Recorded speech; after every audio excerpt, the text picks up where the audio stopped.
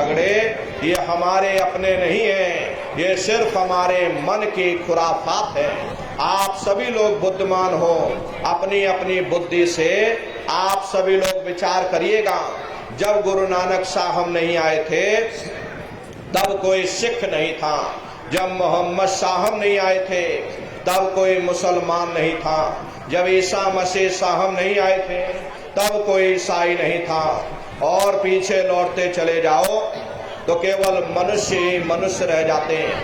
ये रगड़े झगड़े किसने पैदा किए? ये हमने आपने पैदा किए।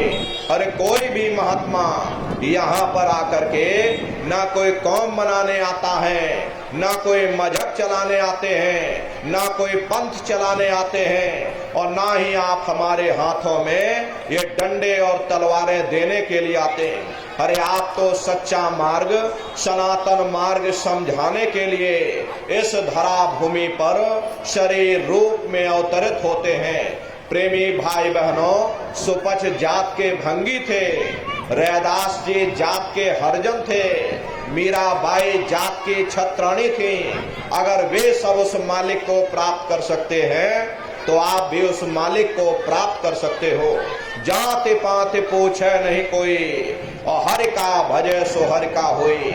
लोग यहाँ जात पात बनाते बनाते मर गए, लेकिन नर नारियों, जब तुम्हारी ये जीवात्मा इस मनुष्य रूपी चोले को छोड़ करके ऊपर धर्मराज की कचहरी में पहुंचेगी, वहां न तुमसे ये पूछा जाएगा कि तुम किस जाति के हो, तुम किस कौम के हो, तुम किस मजहब के हो, तुम हिंदू हो या मुसलमान हो, तुम हिंदुस्तान से आए हो या तुम पाकिस्तान से आए हो। अरे वहां तुम्हारे कर्म देखे जाएंगे, भक्ति भाव देखा जाएगा, मालिक से मिलने का प्रेम और प्यार देखा जाएगा। इसीलिए महात्मा समझाते हैं, भाई मालिक को पाने के लिए तुम्हें जात बिरादरी बदलने की जरूरत नहीं है, तुम्हें समाज छोड़ने की जरूरत नहीं है, तुम्हें घर परिवार छोड़ने की जरूरत नहीं है, तुम्हें बाल बच्चे छोड़ने की जरूरत नहीं है, तुम्हें जंगलों पहाड़ों में भटकने की जरूरत नहीं है, तुम्हें साधु सन्यासी और बाबा बनने की जरूरत नहीं।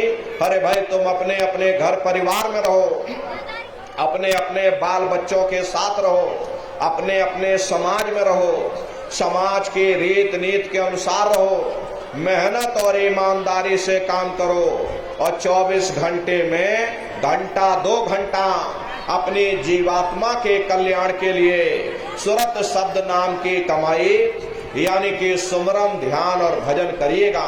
हरे नर नारियों,